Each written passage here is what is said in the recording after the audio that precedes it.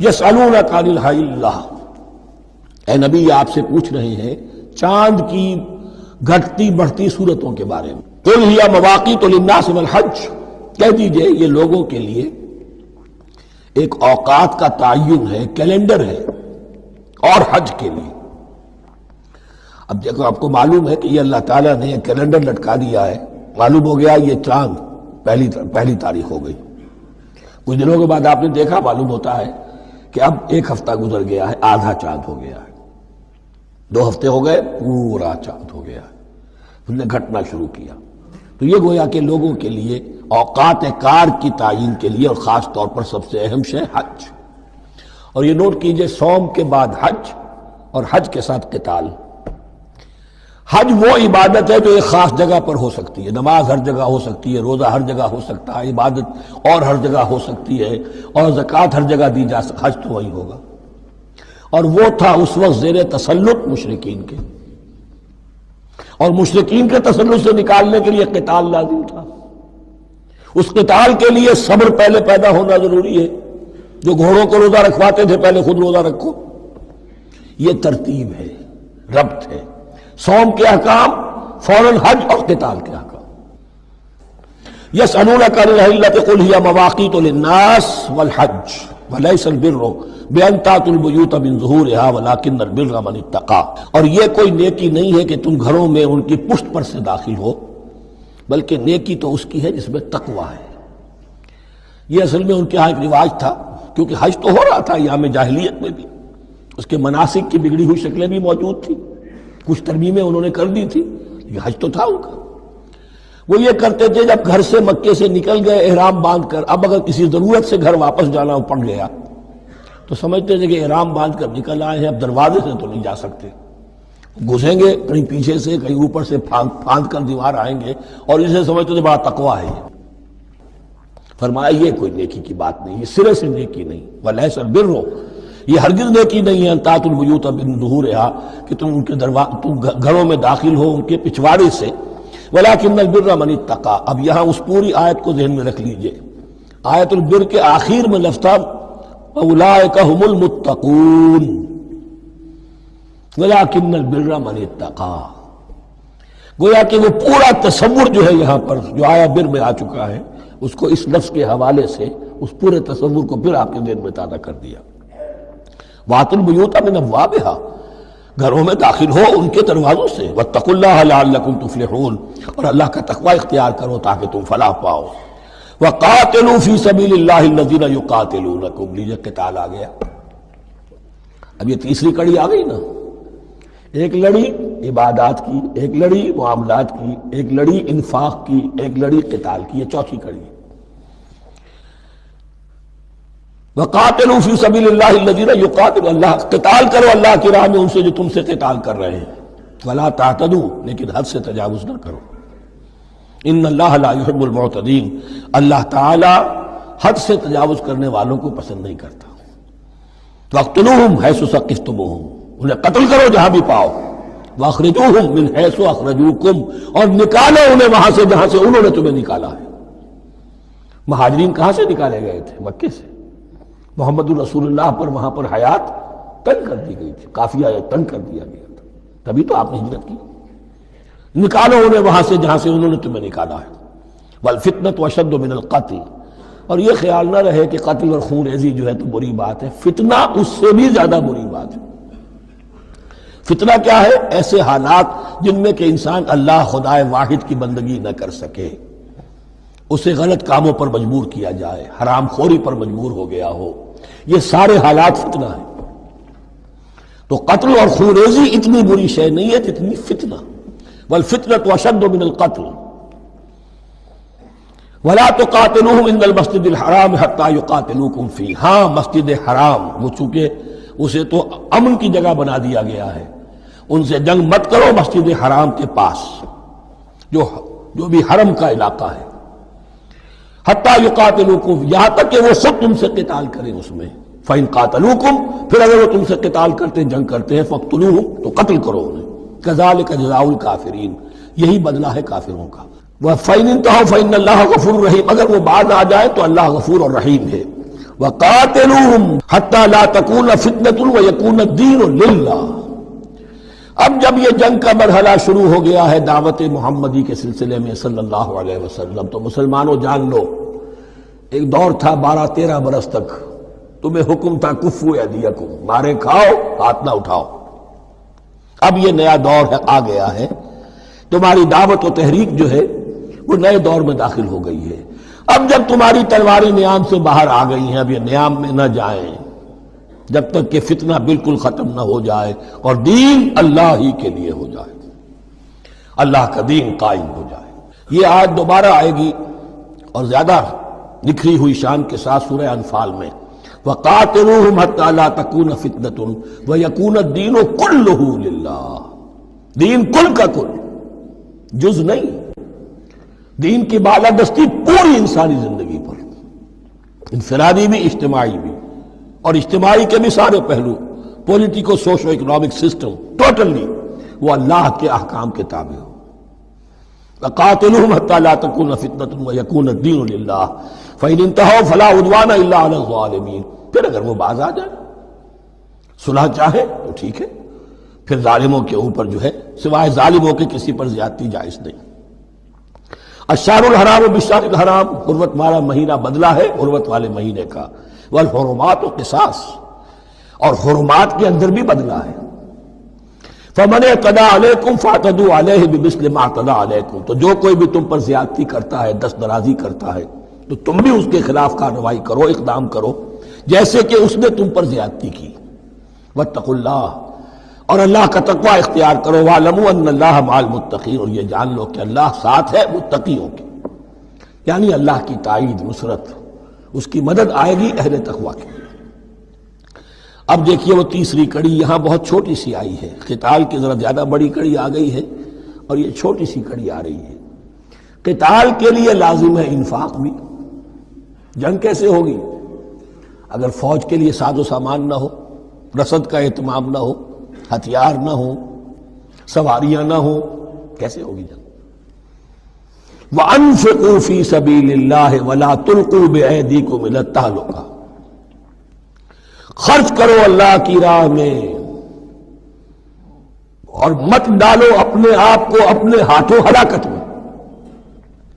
یعنی اللہ کا دین اس وقت اسے احتیاج ہے، وہ پیسہ چاہتا ہے، جیسے حضور نے تبوک کے موقع پر عام اپیل کی اور آپ اپنے مال کو لے کر بیٹھے ہوئے ہیں، تو گویا کہ آپ نے اپنے آپ کو ہلاکت میں خود ڈال دیا۔ یہ انفاق ہے، جہاد بالمال۔ وَأَنفِقُوا فِي سَبِيلِ اللَّهِ وَلَا تُلْقُوا بِأَيْدِيكُمْ إِلَى التَّهْلُكَةِ وَأَحْسِنُوا إِنَّ اللَّهَ يُحِبُّ الْمُحْسِنِينَ، اور احسان کی روش اختیار کرو، دین کے اندر بھی خوبصورتی پیدا کرو، دین میں بہتر سے بہتر مقام حاصل کرنے کی کوشش کرو۔ ہمارا معاملہ کیا، دنیا میں آگے سے آگے اور دین میں پیچھے سے پیچھے۔ دین میں یہ دیکھیں گے اس سے کم پر گزارا ہو سکتا ہو، کوئی اور شے ہو کہ جس میں اس سے کم سے بھی بات پوری ہو جائے، دین میں یہ ہوگا، اور دنیا میں آگے سے آگے ہے جستجو کہ خوب سے ہے خوب تر کہاں۔ تو اگر یہ جستجو دنیا میں ہے، اس سے بڑھ کر دین میں ہونی چاہیے۔ فاستبقوا الخیرات، نیکیوں میں ایک دوسرے پر بازی لے جانے کی کوشش کرو۔ وَأَنفِقُوا فِي سَبِيلِ اللَّهِ وَلَا تُلْقُوا بِأَيْدِيكُمْ إِلَى التَّهْلُكَةِ وَأَحْسِنُوا، اور احسان کی روش اختیار کرو۔ ان اللہ یحب المحسنین، یقیناً اللہ تعالی محسنین کو، ان لوگوں کو کہ جو درجہ احسان پر فائز ہو جائیں، محبت کرتا ہے، انہیں پسند کرتا ہے۔ یہ حدیث جبرائیل اگر ذہن میں ہو تو 3 درجے ہیں، جیسے میں نے آج بتایا آپ کو، وَنَحْنُ لَهُ مُسْلِمُونَ وَنَحْنُ لَهُ عَابِدُونَ وَنَحْنُ لَهُ مُخْلِصُونَ۔ 3 درجے دوسرے ہیں، اسلام، ایمان، احسان۔ اخبرنی عن الاسلام، اخبرنی عن الایمان، اخبرنی عن الاحسان۔ احسان کیا ہے؟ ان تعبد اللہ کانک تراہ فإن لم تکن تراہ فإنہ یراک۔ یہ سارے کام جو دین کے لیے کیے جا رہے ہوں، عبادت ہے، جہاد ہے، قتال ہے، ایسی کیفیت میں، ایسے اخلاص کے ساتھ، گویا کہ تم اپنی آنکھوں سے اللہ کو دیکھ رہے ہو، اور اگر تم اللہ کو نہیں دیکھ رہے تو کم سے کم یہ کیفیت تو تمہاری ہو جائے کہ تمہیں مستحضر رہے کہ اللہ تمہیں دیکھ رہا ہے۔ یہ احسان ہے۔ وَأَحْسِنُوا، عام طور پر اس کا ترجمہ اس انداز میں نہیں کیا گیا ہے، اس کو اچھی طرح سمجھ لیجئے، ویسے یہ مضمون کھل کر آئے گا سورہ مائدہ میں۔ ان اللہ یحب المحسنین، یقیناً اللہ تعالیٰ محسنین کو پسند کرتا ہے۔ وَأَتِمُّ الْحَجَّ وَالْعُمْرَةَ لِلَّهِ، اور حج اور عمرہ مکمل کرو اللہ کے لیے۔ جو عمرے کے لیے احرام تو باندھ لیا جائے گا مدینے سے 7 میل باہر نکل کر ہی، حج مکمل تو ہوگا جب طواف بھی ہوگا، وقوف عرفہ بھی ہوگا، سارے اس کے جو بھی مناسک ادا کیے جائیں گے، لیکن یہ کہ جو شخص بھی نیت کر لے حج کی یا عمرے کی تو پھر اسے مناسب کو مکمل کرنا چاہیے، کوئی کمی نہ رہے۔ فَإِنْ أُحْصِرْتُمْ، اگر تمہیں گھیر لیا جائے، روک دیا جائے، جیسے کہ سن 6 میں ہو گیا، صلح حدیبیہ کرنی پڑی، مشرکین مکہ اڑ گئے، نہیں داخل ہونے دیں گے۔ اگر تمہارا گھیراؤ ہو جائے فَمَسْتَيْسَرَ مِنَ الْهَدْيِ، تو جو بھی تم قربانی پیش کر سکو پیش کر دو۔ یہ دم احصار کہلاتا ہے کہ چونکہ اب ہم آگے نہیں جا سکتے، یہی ہمیں احرام کھولنا پڑ رہا ہے، تو دم احصار، یہ خون، یہ جو جانور اللہ کے نام پر ہم دے رہے ہیں، یہ اس کی ایک طرح کا کفارہ ہے۔ وَلَا تَحْلِقُوا رُؤُوسَكُمْ حَتَّى يَبْلُغَ الْحَدْيُ مَحِلَّهُ، اور اپنے سر اس وقت تک نہ مونڈو جب تک کہ وہ حدی کا جانور جو ہے وہ محل تک، یعنی جو بیت الماء جہاں پر جا کر ذبح ہونا ہے وہاں پہنچ نہ جائے۔ جانور تو آپ نے بھیج دیے اور وہ رکاوٹ نہیں ڈالیں گے، اس لیے کہ ان کا گوشت تو ان کو کھانے کو ملے گا، لہذا جانور، لیکن یہ اندازہ کر لو کہ اب اتنا وقت گزر گیا ہے کہ وہ حدی قربانی کا جانور جو ہے وہ پہنچ گیا ہوگا، حدیم بالغ الکعبہ، وہ وہاں پر اس کی اپنے مقام پر پہنچ گیا۔ فمن کان منکم مریضا او بہ اذى من راسہ، تو جو کوئی بھی تم میں سے ہو بیمار یا اس کے سر میں کوئی تکلیف ہو، کوئی زخم ہو، اور اس کی وجہ سے یہ ہے کہ وہ حجامت کرانی ضروری ہو جائے، بال کاٹنے ضروری ہو جائے، ففدیۃ من صیام او صدقۃ او نسک، تو پھر فدیہ دینا پڑے گا اگر اس حدی کے جانور کے کعبے تک پہنچنے سے پہلے تمہیں اپنے بال کاٹنے پڑے، حجامت کرانی پڑی، تو فدیہ ہوگا۔ یہ جو ہے دم جنایت کہلاتا ہے، یعنی ایک تو کمی رہ گئی ہے اس کی تلافی کے لیے۔ وہ سیام بھی ہے، روزے 3 دن کے، او صدقۃ او نسک، یا پھر یہ ہے کہ کوئی قربانی ہے، ایک جانور قربان کیا جائے، دم جنایت اس کو کہتے ہیں، یا صدقہ کیا جائے، 6 افراد کو کھانا کھلایا جائے۔ فَإِذَا أَمِنْتُمْ، پھر جب تمہیں امن حاصل ہو اور تم سیدھے جا سکتے ہو، بیت اللہ پہنچ سکتے ہو، فَمَنْ تَمَتَّعَ بِالْعُمْرَةِ إِلَى الْحَجِّ فَمَا اسْتَيْسَرَ مِنَ الْهَدْيِ، تو جو کوئی بھی فائدہ اٹھائے عمرے سے حج سے قبل، فَمَا اسْتَيْسَرَ مِنَ الْهَدْيِ، تو وہ ایک اور قربانی پیش کرے جو بھی اسے میسر ہو۔ اب یہ سمجھ لیجئے کہ حضور کی بعثت سے پہلے عرب میں رواج یہ تھا کہ ایک سفر میں حج بھی کرنا، عمرہ بھی کرنا ان کے نزدیک حرام تھا، یہ توہین تھی کعبے کی۔ حج کے لیے 3 مہینے، شوال، ذوالقعدہ، ذی الحج، اور رجب کا مہینہ ان کے ہاں طے تھا عمرے کے لیے۔ عمرے کے لیے علیحدہ سفر کرو، اس کے لیے علیحدہ سفر کرو۔ لیکن شریعت محمدی میں جو آسانیاں کی گئی ہیں وہ یہ ہیں کہ ایک شخص، چونکہ اس ملت کو پھیلنا تھا بہت طویل علاقے پر، لوگوں کے لیے سفر آسان تو نہیں تھا، تو آپ ایسا کر سکتے ہیں کہ آپ جائیں اور عمرہ بھی کر لیں، حج بھی کر لیں۔ ایک شکل یہ ہے کہ عمرہ کیا، احرام کھول دیا، اور پھر حج کا وقت آیا 8ویں ذی الحج کو تو پھر احرام باندھ، وہ حج کا احرام ہو گیا، اسے کہتے ہیں تمتع۔ ایک یہ ہے کہ حج کے لیے احرام باندھا تھا، جاتے ہی عمرہ بھی کر لیا لیکن احرام کھولا نہیں، اسی احرام میں جاری رکھ کر اسے، اور اسی میں حج بھی کر لیا، یہ قران کہلاتا ہے، جمع کر دیا ایک ہی احرام میں عمرے کو بھی اور حج کو بھی۔ ایک افراد کہلاتا ہے، بس ایک کے لیے صرف حج کا معاملہ شروع سے۔ تو یہاں تمتع کی جو ہمیں اجازت دی گئی ہے اس کے لیے، جسے دم شکر کہتے ہیں حضرت امام ابو حنیفہ، یہ شکرانہ ہے کہ ہم ایک قربانی دیں۔ لیکن امام شافعی کے نزدیک یہ بھی دم جنایت ہے، یہ بھی جبر ہے۔ چنانچہ امام ابو حنیفہ کے نزدیک یہ قربانی جو دی جاتی ہے اس کا گوشت قربانی دینے والا بھی کھا سکتا ہے 1/3 کے درجے میں، لیکن امام شافعی کے نزدیک نہیں، یہ ایک صدقے کے اور اس کے دم جنایت کے قریب کی شے ہے، اس کا گوشت جو ہے قربانی دینے والا خود نہیں کھا سکتا۔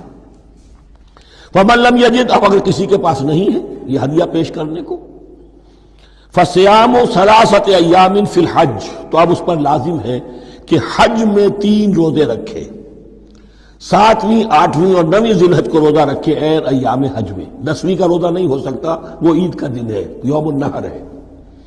وَسَبْعَةٍ إِذَا رَجَعْتُمْ، اور 7 روزے رکھو جبکہ تم واپس چلے جاؤ، اپنے گھروں میں جا کر 7 روزے رکھو. تِلْکَ عَشَرَةٌ کاملہ، یہ 10 روزے ہوں گے مکمل. ذَلِكَ لِمَن لَّمْ يَكُنْ أَهْلُهُ حَاضِرِ الْمَسْجِدِ الْحَرَامِ، لیکن یہ رعایت کہ حج اور عمرہ ایک ہی سفر میں کر لیا جائے اور ایک ہی احرام میں کر لیا جائے یا 2 احراموں میں کیا جائے، یا یہ کہ ان دونوں کو جمع کرنے کی شکل جو ہے، یہ ایک رعایت ہے کن کے لیے؟ ذالک لمن لم یکن اہلہ حاضر المسجد الحرام، جس کے اہل و عیال مسجد حرام کے قریب نہیں رہتے، دور سے آ رہے ہیں، تو ظاہر بات ہے کہ ان کے لیے رعایت ہوگی. واتقوا اللہ، اللہ کا تقوی اختیار کرو. وعلموا، اور جان لو، ان اللہ شدید العقاب، یقیناً اللہ تعالی سزا دینے میں بھی بہت سخت ہے.